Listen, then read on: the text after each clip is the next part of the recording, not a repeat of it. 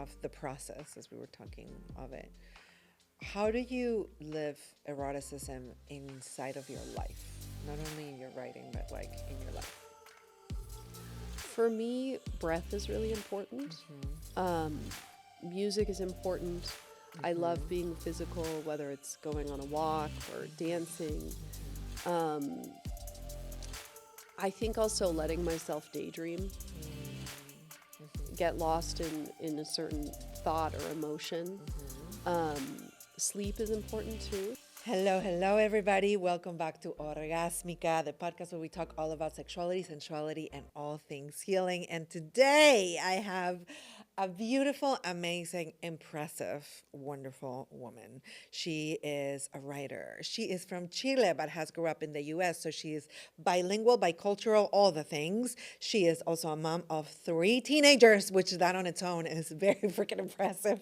Her name is Magdalena. Welcome to the space. Thank you for having me, Virginia. This is a pleasure. God. Thank you so much. It's been a long time coming. I've been wanting to have you. We met through a friend in an art gallery. And he kept saying like, no, you guys have to meet, you guys have to meet, you guys have to meet.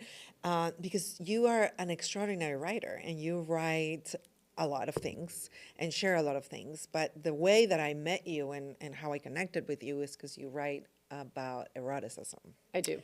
And you have on Substack an amazing, what is it? Like, is it a writing? Is it the name of is it a book? How do one describe Substack to start with?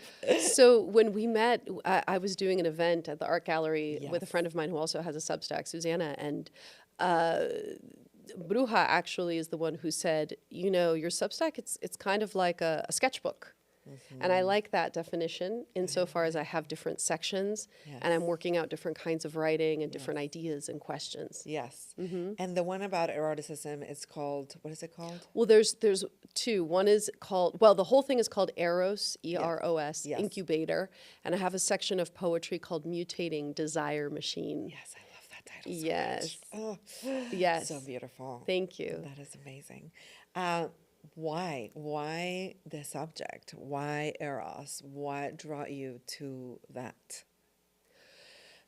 I had been for a long time incubating this phrase and this title, Mutating Desire Machine, for many years. And I was at a moment in my life of a lot of changes and started to understand how important it was to begin to learn how to honor my own process and my own rebirth in a way. And this title, Mutating Desire Machine, points, I think, to the dynamic nature of change and also the paradox between desire and machine. Because we live in this time that's so fast. Yes. It's so much about productivity. It's about outcomes. It's about likes and checks and your bank account and so much, you know, our definitions of success, how we show that. Yeah. And desire is very different. Yeah. Longing is very different. Eros is a very different thing. Do you think Eros is the opposite of fast? Yes. Yeah. Yes. Yeah, I love that. I love that you said that because I agree with you. I feel like a lot of people are having a lot of problem connecting, not only with eroticism. Is that how you said it in English? Eroticism? Yes. Not only connecting with that, but they're also like having a hard time slowing down. Hence, they having a hard time connecting with that, right? With pleasure and the connection between pleasure and Eros. And I have a lot of women that come to me and they're so disconnected from their bodies, right? And a lot of the things that I urge them to do is like connect to the pleasure of the small things in your life, right? Like how you're eating, the food that you're eating, and like because we are constantly consumed by the fast pace of everything, a lot of people don't even remember what they had for breakfast, you know, like, or maybe they remember like, yeah, I had a shake, but like, did you taste the shake? Like, how did the taste? Like, do you taste every ingredient that you put on that shake? Or is just like, this is a shake that I do every morning because I saw it on so-and-so Instagram and that's what's good for me. And like all the things, like we're getting automated, like getting in automatic, which hence a lot of what's going on with AI, you know, which is like where it's the machine and where's the human, and why are the contrasts between them both, you know? Because a lot of humanity functions like a machine almost in this way of being productive and productivity. And now that we're putting machines into our lives in this way, you know, it's like, what are we here for? Like, what are human beings designed to do and to create, you know? And I believe that a lot of people are disconnected from the sexuality for that reason. Yes. Did you always have that notion of like slowness? I mean, you have 3 teenagers, so I'm assuming like that's a very intense, can be very fast paced life, where you're constantly, I mean, as a mom and as a woman, multitasking all the things and all the times. And you also do stand-up comedy. I mean, you do so many things. You're an actress. You like do so many things. Was there a point in your life that you have lost that slowness and then you wanted to reclaim it? Yes, constantly. I'm constantly pulled between different forces and, I want to say, ambitions or drives, senses of what I'm supposed to be doing, right? And so 3 teenagers, it's there's a lot of admin, there's a lot of digital work, there's a lot of emails from the schools and forms and things that have to get done. At the same time, you know, I raised these kids from the time they were born, and when they were little, they were playing all the time. The 3 of them together, they're close in age. They're currently 17, 15, and 13. So you can imagine when they were 6, 4, and 2, just kind of rolling around the floor and doing active play and becoming different things in that very moment, and really giving themselves over to the joy of that discovery together. And we're all social emotional animals. So for years I've felt like grown-ups need to go to preschool. Like, wouldn't it be great if we could have a drop-in kind of a preschool situation, right? Yes. We can do circle, we can do share time, We can take play naps. yes, and have someone pat our back, right? Yes. Have snack afterwards. Oh my God, that's such a brilliant idea. Be Somebody do taken it, please. care of, right? Yes, Take care of yeah. each other in this way. Yeah. And the more we get into this machine type world, the more I feel that pull. And with my own teenagers, I don't want, and I say this to them, I don't want you to lose your brain to the internet. Right? Yeah, yeah. And I bet that like in that generation must be really hard to do so, because from what I've been hearing, I mean, I don't have teenagers, and but what I've been hearing is that Gen Z and below, they're not even going out. They're not even playing the way we used to play, right? Because all their interactions are fulfilled by social media and internet wise, you know? Or seem to be. Or seem to be, exactly. Seem to be, exactly. That Because is. we are animals. Yeah. And so when you have a baby, they put the baby on your body. They say now, you know, the skin to skin contact is so critical. And I've been meaning for a while to look this up, and I haven't done it yet. Are there already studies showing that we all need skin to skin contact until the very end? Yeah. I suspect yes. Yeah. And I think when we're not getting that connection, that human animal intimacy, being looked at, looking at someone else, breathing together. This is why I love theater so much, because you're all in a room together and you're breathing together. And if you're on the stage, you can feel the audience. Every audience is different. Alive. It's yes, so alive. and you feed each other. Yeah. And stand-up is a more distilled version of that for me, where it's just you and your words and it's a hope and a prayer. I mean, it's very plausible that it'll be silent or no one will laugh, or... But it's still like very much alive in the audience, because the audience is laughing or the audience is not laughing, and you're very connected to it, right? Yes. It's like people do sometimes comedy, like if like people do dancing videos on TikTok or whatever, you know? And then they go live and they're like, oh, and it's the panic of like, oh, people are watching me, even though like you can have a streaming on TikTok and 2 million people are watching you, and that doesn't affect you as much because you're not there's something energetically that you feel, Absolutely. right? And when you're like around people.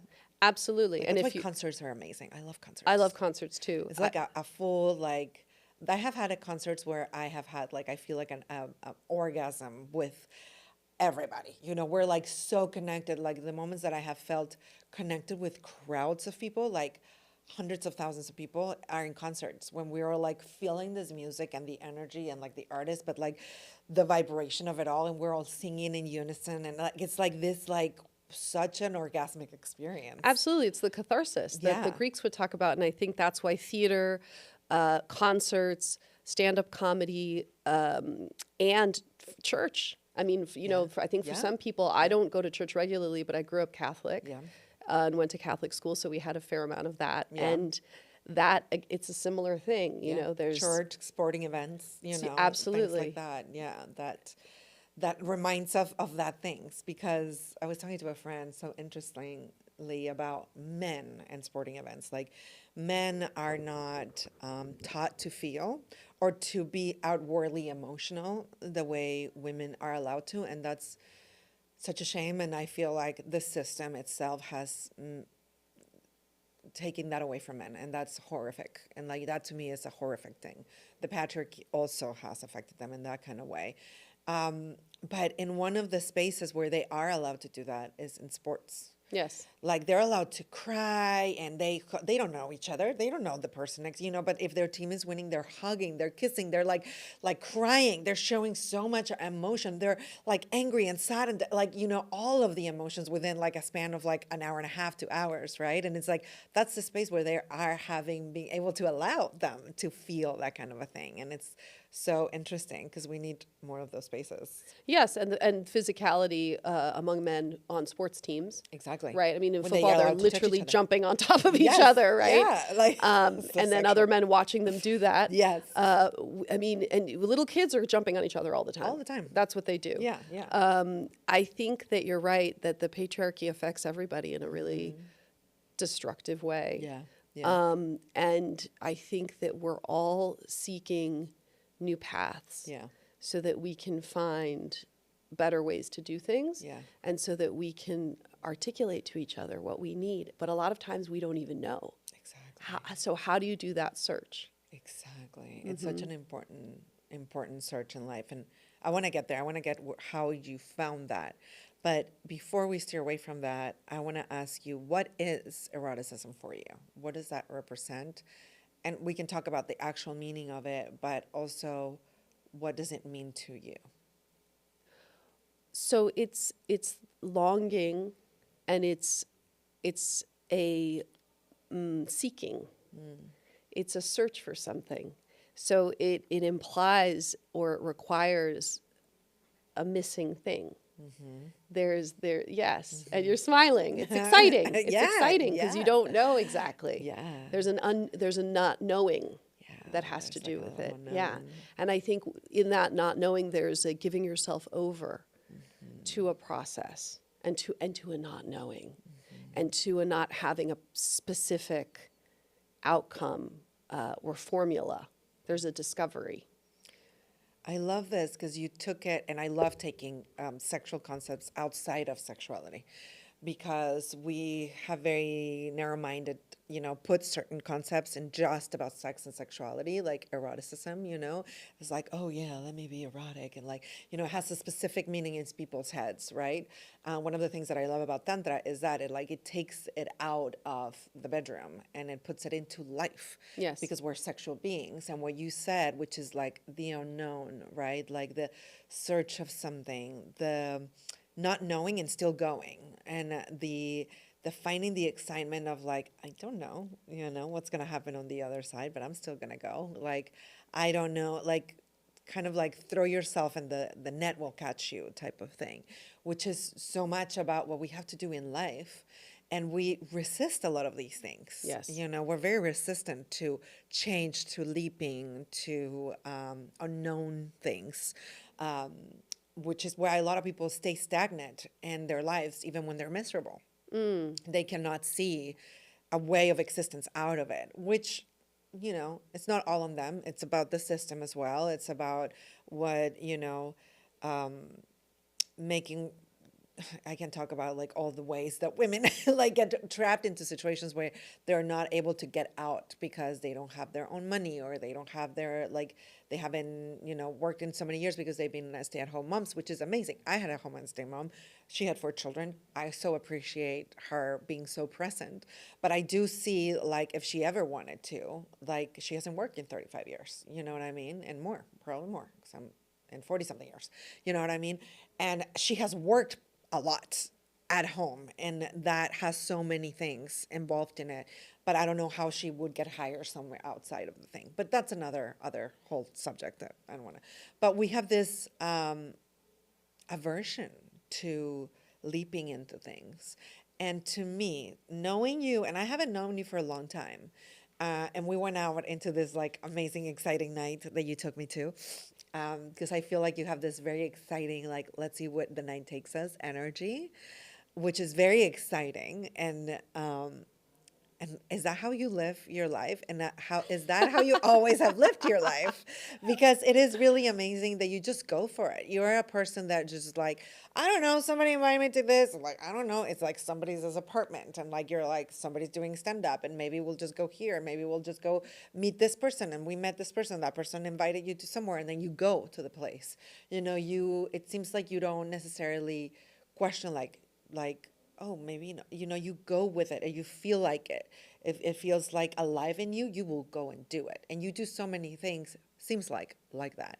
Has that always been the case? Are you always been like that? Or is it something that you had to practice? I would say that I've always had an adventuring type spirit. And at the same time, when I was little, I was very responsible. And I was very nerdy, and I did a lot of homework, and I took care of my brother and sister, and I was studying all the time. So in some ways, that adventuring spirit, I think, was there when I was really young, and then I reconnected to it later. And in some ways, with my kids, learning by experiencing life through their eyes when they were, very young. I've always felt like learning and growing is a lifelong process. Yeah.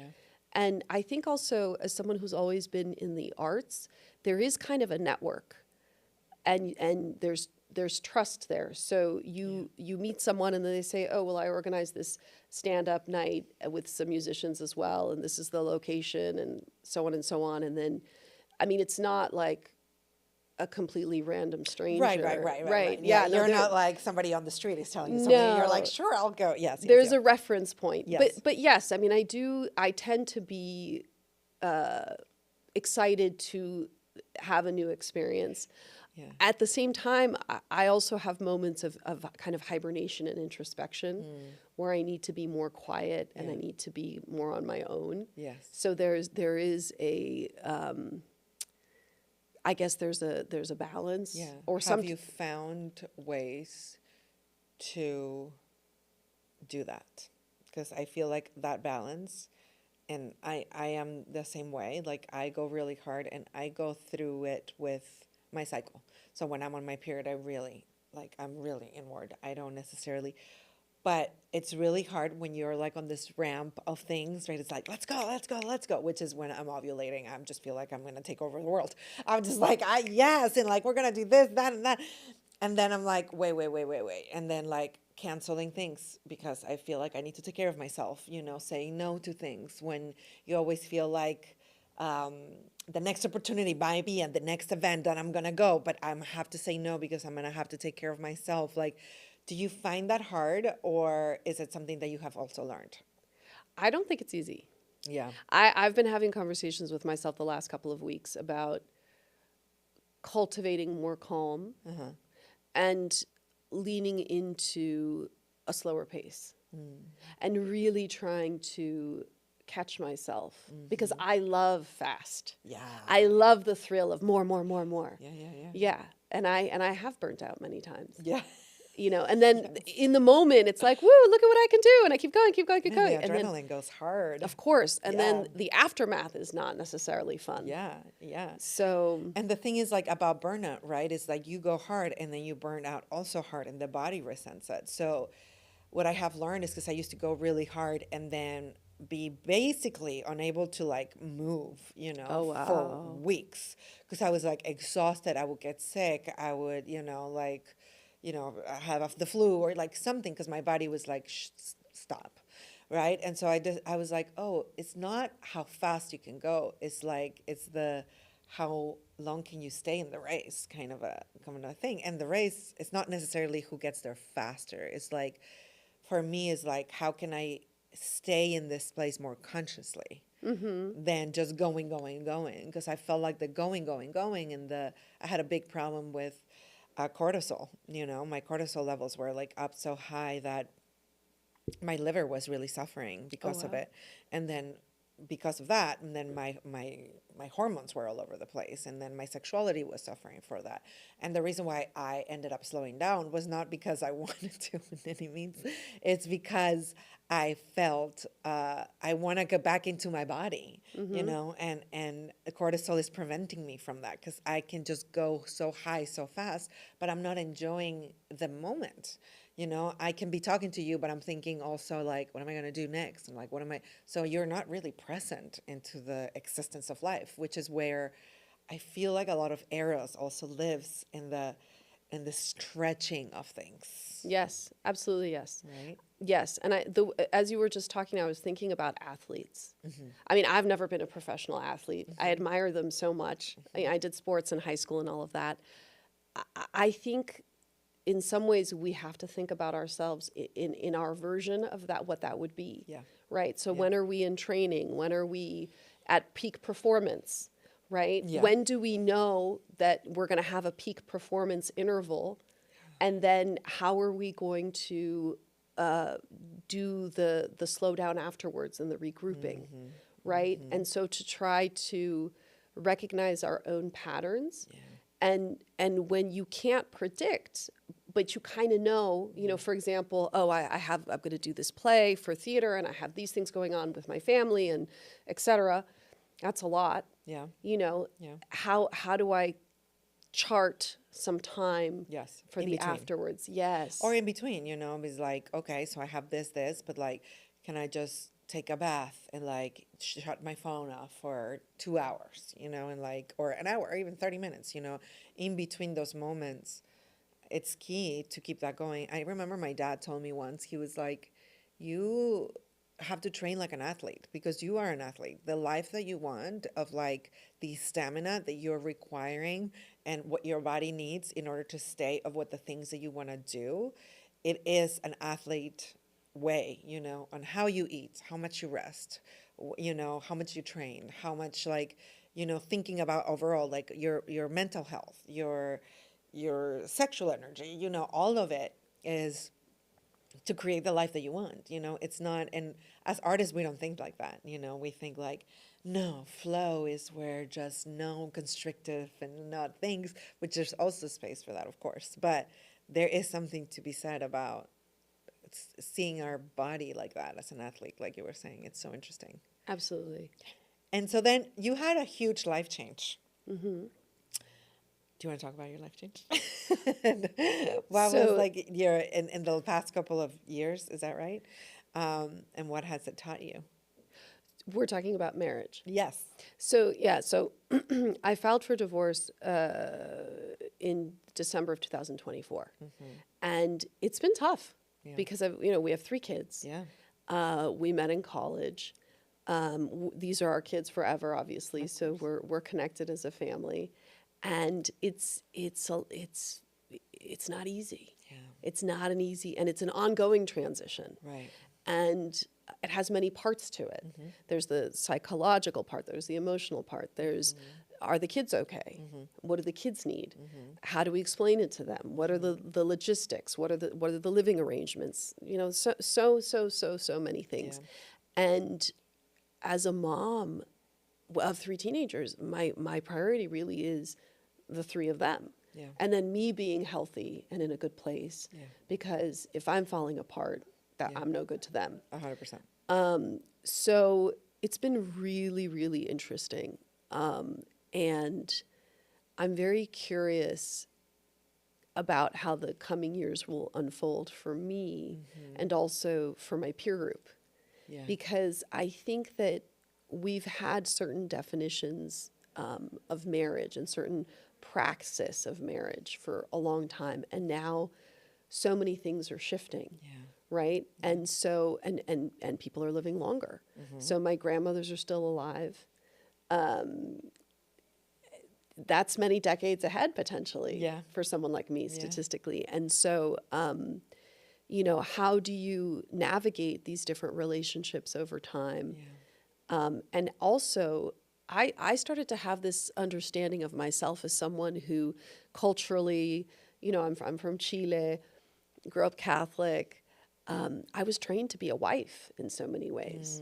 That's the role that I was sort Right. of was. Well, that's and a big accomplishment, right? That one has in a life, right? It's like she got married, you know. It's like Of it's course. like okay, I did. I remember my dad. It's like, no, my children got married. I did my job, kind of like done and done. You know what I mean? And it's so interesting because that doesn't necessarily mean that you're an adult. You know what I mean? You can get married also very, very young and like have no clue about anything in life. But yeah, I feel like as society in general, we are trained to yeah, especially women, yeah, be a wife, and how, and what did that do to you in that way? Are you asking? Yeah, I think in a lot of ways, I always subconsciously felt that I was supposed to be of service. And then I think there's a struggle because, you know, part of me wants to be the show. yeah, I don't want to be of service. yeah. I want to be the show. You know, where's my team? That's right. Right? Yeah. So, and I'm glad that we're laughing about it, but it's true. Yeah. And so it's sometimes the comedy writes itself. You have to lean into that part of it. Teenagers are hilarious. They're very honest. Yeah. And I'm curious too, as the years come along, how they're going to recount these current moments. But I think it's a really big identity shift. Right. And it's oh, I have a self of my own that exists sort of. Outside of Yeah. these roles. Yeah. Right. What does that even mean? Yeah. Who is that person? Yeah. How is she going to walk through the world? Does she feel she's taken seriously? Wait a second. Does she take herself seriously? You know, which comes first? And so what have you found about yourself? I have found that I'm in a rush and I need to slow down. I want to get everything lined up and done and perfect and prove, Yeah. right? Yeah. And that's not how it works. It's a process. It's a It's process. a process. Yes. Why do we don't like processes? Yes. It's hard, right? Like, and especially in this time where it's shifting so much with technology so quickly, you Yes. know, it doesn't feel like we have time to process anything anymore. Process literally, and also that we don't give ourselves process of time, you know. It's interesting, like one of the things that have taught me the most about time and process has been making a movie, right? Making my movie was like 10 years. Yes. And if you would have told me at the beginning of me starting that it was going to take 10 years, I probably wouldn't have jumped on it. Okay. Because it seemed like, what? Like, that's like a whole lifetime. Like, what the Yes. hell are you talking about? I wanted every year on my, you know, vision board, my things was like, this year is the one, and we're making this movie. And it took 10 years to actually get there. And looking back, I am so grateful that it did, because I have looked at the script that we did, like the second draft, and I was like, oh boy, this is not good at all. And I'm not saying it's not good. It had its good moments, but it was a completely different movie. And honestly, no, it wouldn't, like, no, I don't know if anybody would have bought it. We wouldn't have probably made it into theaters. And I don't think I was ready to perform that character, even though I wanted to, and that's something that I wanted to do. And so leaning into a process, and now that people are like, what are you doing next? And with the sisters, and we've been talking to each other, and I'm like, what do we want to do for the next 5-6 years? Because now people are like, let's do it now that you have a movie, it's going to move faster. Maybe not. But how about I enjoy the process of the thing, right? Yes. What have you learned about processes? I once I get into the process, I do enjoy it. There is, I think, sometimes a lot of resistance or a lot of distrust because Yes. I don't feel like there's evidence and proof of productivity and achievement, right? I mean, I am so also been trained for that Yeah. to have outcomes, achievement, Yeah. you know, something to point to. Yes. But I think this is where, for me, writing poetry is so important. Yeah. It's so nourishing because I go into kind of this flow state and this giving myself over to language and rhythm and puzzling over something that's very small Yeah. and that has no value on the market, Right. right? Right. Because what is poetry? Poetry Yeah. is breath. It's Emotion. it's something. Yeah. Yeah. I mean, I do it for myself in a Kind of way. tangible, but at the same time non-tangible. No. Yes, and I think one of the things I discovered too through the process of the last couple of years, I became very jaded about relationships for a while. And then I circled back and realized that I love romance, that I'm very romantic, you know. And for whatever reason, a lot of the poems that I write are sonnets, Yeah. and they're addressing a you, an intimate interlocutor. And that moment is so beautiful. It's so sublime. Yeah. It's so sacred. Yeah. And it has nothing to do with achievement, productivity, Yeah. the market, any of these things. It's a sacred thing. That's beautiful. Yeah. Doing things for the sake of sacredness instead of for the sake of are you going to sell this? Are you going to how are you going to promote this? You know, but you're just such an intimate thing. Yes. I love that. And there was a conversation that I had with an artist, and he was like, "Well, I make some art that I don't want to show anybody." And he was having that discussion with other artists of being like, "Well, that doesn't make any sense. You know, art, it's supposed to be like your emotion and you share it." And he's like, "No, I can also enjoy it myself, share it myself, and destroy it myself." You know, it's for his own sacredness. It's like because art is a temple of some sorts, you know, and we've been Right. doing art since the beginning of humans, you know, even when we were in cavemen, we're doing art on the walls, you know, it's a way, and they weren't thinking, oh, one day they're going to find like how we lived, you know what I mean? Like, I don't think that was a thought. That was just the thought of like, let me express something that what happened and how I'm feeling, and through images or through whatever they were exploring in that moment. And we still do that. And now, but we now put it into a capitalistic world where everything is like, how much did it make? How much, like, for a movie to be a success, it needs to be a certain type of thing. And it's really hard after I made the movie. The thing that makes a movie a success is like how much money it makes. And I changed my mind about that. You know, I was like, I don't think so.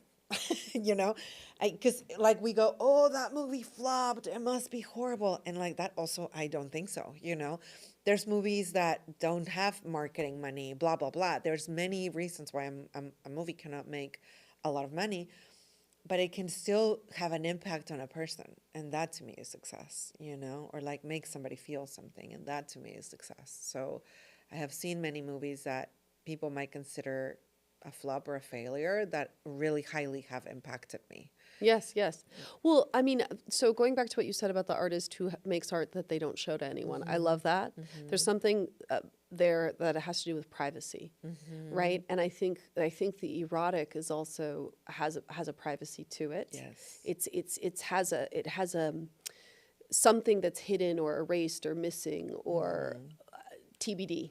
Right, and there's an unfolding. Yeah. And I think also when you were talking about this artist who makes art that they don't show to anyone, it makes me think about, as an actor preparing for a role, all the layers, Yeah. all the layers, all the exploration, all of the the invisible work or the invisible process Yeah. that is for you, that you do, and then it can maybe comes to life for just this one moment, and that is what it is, Yeah. and that's why we do it. And so the other thing is that when you make art, if it's film or writing or whatever it is, there are always projects that don't make it along the way that are part of the overall process, right? That are part of the overall discovery. 100%. 100%. It's like I have written scenes that I thought were going to be short films, and they never did. But then I use the same concept or the same idea or a feeling of it Yes. into other things, because everything is feeding everything. And a lot of people is like, did you finish the thing? And I'm like, there's a lot of unfinished things that serve a purpose of it all, of the process, as we were talking of it. How do you live eroticism inside of your life? Not only in your writing, but like in your life. For me, breath is really important. Music is important. I love being physical, whether it's going on a walk or dancing. I think also letting myself daydream, get lost in a certain thought or emotion. Sleep is important too. Rest. Rest is incredibly, incredibly important. And I think now also I'm really interested in discernment or saying no or saying not yet. Yeah. So the opposite of this quick. Yes. There's so much power in that. And I think also you can have a connection that's very sublime and that's very erotic. And it lives where it lives. It doesn't necessarily manifest beyond that moment. Yes. Oh my God. I love that. I love that. And 100%, a lot of people, they talked about this. There's a sexual attraction and sexual energy that you can have with people. And I'm always going, well, that doesn't mean that you have to sleep with that person. That doesn't mean that you have to have sex with that person. That just means that it has that energy. And for me, sovereignty is like I get to decide what I do with that energy. And also I can just live there in that space and never shift into something more or never shift into something less. There's some chemistries that last a lifetime, But, and they're also the ones that die and are reborn, and they're like so many ways, right? But also I can take that energy and use it to write, use it to create, use it to create a podcast, use it to, and I don't necessarily have to act on the thing, but a lot of people feel like they feel monogamy is shutting all those parts of ourselves because we have no self-control. Because there's definitely a line of existence. I'm married, and so I have a very specific line, but I also do feel a lot of excitement and a lot of turn on by many type of people, not only men, but also women. But it's not for me, and I don't necessarily want to have sex with them, I just love this, like, I enjoy them. It's yummy, You have a very yummy energy, that I really enjoy, and like I'm like, yes, give me more of that, But that doesn't mean that I'm just gonna go and make out with you, you know what I mean? But I can just enjoy it and not suck it out of you, but create it with you, because it's a creation between us, Yes. And so I think it's important to also discern that we can do whatever we want with this energy. Yeah, absolutely. And I think the training we receive as actors really allows us to tap into that and trust it and let it move us and connect us. So I'm wondering, when you work with people, and you talked earlier about how so many women are disconnected from their bodies, for example, do you find yourself using some of your actor training? Oh, yeah. I have definitely used my actors' tools. I have used a lot. I have so many of what we are taught in acting, I have used in life. and I have used in tantra, and there's a connection for sure. As an actor, they teach you the body, how a lot of the emotion is within your body, right? And you use voice and movement and a breath to access these emotions. And they don't teach us how to breathe in life. And so but it's something that we do so naturally and so normal, right? But they don't teach us that there's other ways of breathing that will access different parts of who you are. Yes. Right? As like you can slow down your breathing, but you can also accelerate your breathing, and then you will feel a certain thing, and you will feel it in a different part of your body, and you can combine different types of breath, and that will access a different part of you. And you can open your legs and allow you to breathe through between your legs, and that will access a different part of you. It's like all these things that I don't think I had that much resistance because I was trained as an actor to do that. Yes. But a big also thing that I feel like I have taken the most as an actress in the training of it is the not judgment and curiosity. I think that has helped me in life, but it has helped me in tapping and helping other people, because when you can tell me a story and you can be like, anybody can be like, listen, like I cheated on my husband 40 times, I'm not immediately going to go like, how dare you? And I'm going to go into curiosity. I'm not going to think you're a monster. I'm like, what is it? Like, what happened? Like, how was your relationship? Like, what was your relationship between you and him? And what is your relationship with your sexuality? Like, I'm so curious, and the leaning into curiosity so we can be in other people's shoes. It's so helpful. And that's some tools for acting for sure.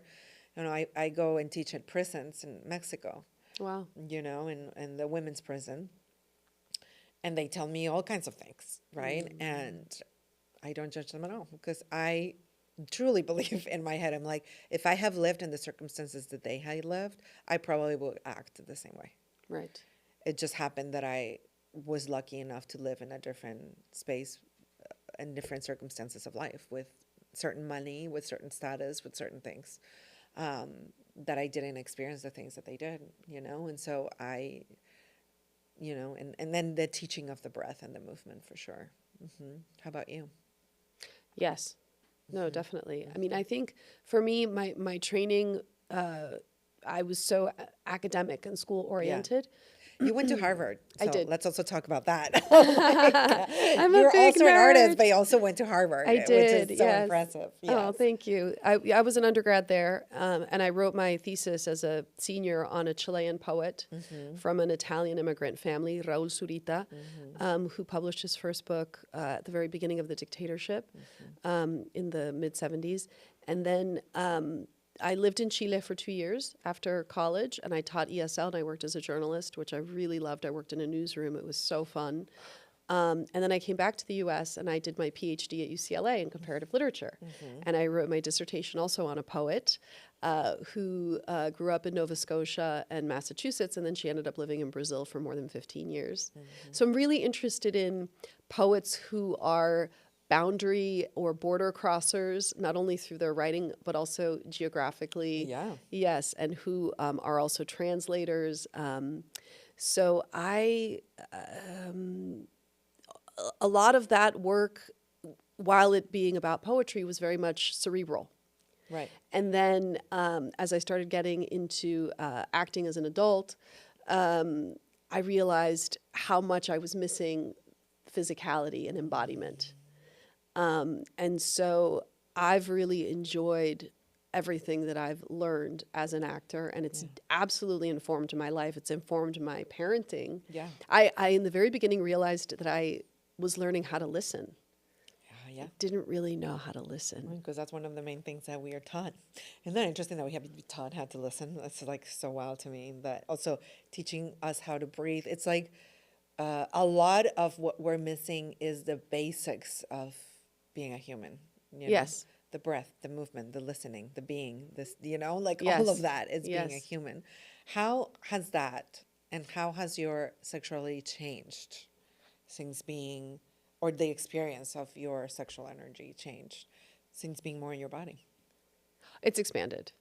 It's expanded. And I sometimes joke with my friends and I say, well, you know that I can have chemistry with the wall. Yeah. right? And Yeah. so that's definitely a skill and a gift as an actor, Yeah. right? Yeah. Because sometimes you meet someone and then boom, we're gonna Yeah. do this scene. Blah. You got it right. Yeah. And however, in the wild, Yeah. it can be a little tricky.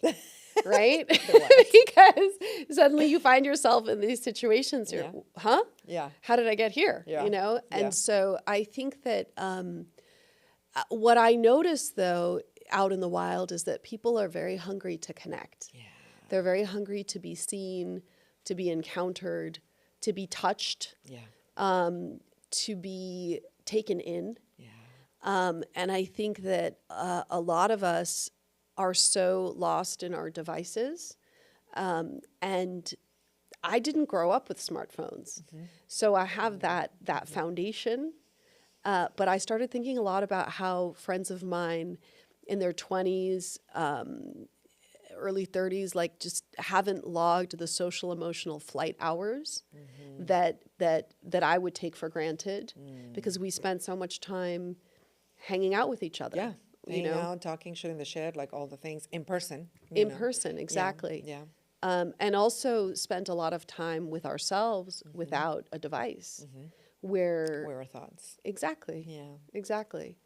And I think, I wonder if, you know, moving forward, people are going to seek out experiences that would be led, say, by people trained as actors Yeah. to, Come back to themselves. yes, and to encounter another person. I do. That's so interesting. And I do believe that. I do believe that because it's going to be an increasing of AI and all the things, what we're going to crave is even more so. I mean, we're gonna, first, I feel like it's going to get a little bit more intense, and then it's going to get into craving more of that emotionality. And like theater is going to have a big boom, I feel like, and events like that, you know, and play. Like I created a retreat, and we're doing it this year, probably in September again. That's called the Sacred Play Camp, which is like a summer camp for grown women with some tantra and some other things involved in it, but the play, right? It's like not playing like just playing with your children, but like, what did you enjoy freaking doing? You know, like how can you just dance or like being at a pool party or like doing archery or like, you know, going on a bike and like all these things and like allowing yourself to go back into your body because play, it's so essential to that part, you know. It's so interesting. I want to ask you one last question, which I Yes. ask everybody. What is an orgasmic life to you? That is such a great question. What is an orgasmic life to me? Well, orgasm itself is what it is. It's a physical Yeah. experience. Yeah. And I think it's important to have that. Yeah. And so many women don't necessarily, right? So I think that's an invitation for us to seek that out. One orgasm a day keeps the doctor away. At least one. And an orgasmic life, I think, is a life that builds. That builds over time and that changes and shifts. Because women, our bodies are very dynamic. Yeah. And we're, you know, sometimes I'll say like the codes will change, right? It's not always going to be the same set of things that will get us to where we're going. And so I think an orgasmic life is a life of